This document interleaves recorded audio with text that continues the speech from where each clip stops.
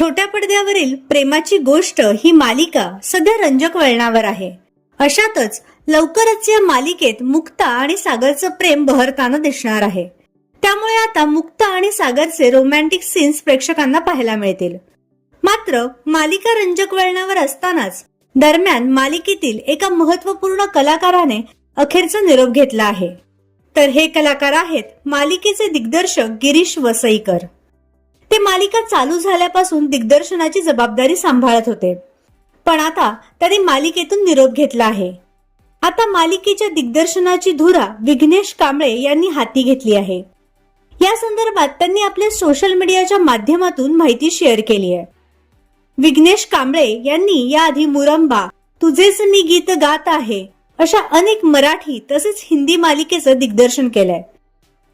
तर तुम्हाला प्रेमाची गोष्ट ही मालिका आवडते का हे आम्हाला कमेंट बॉक्समध्ये नक्की कळवा.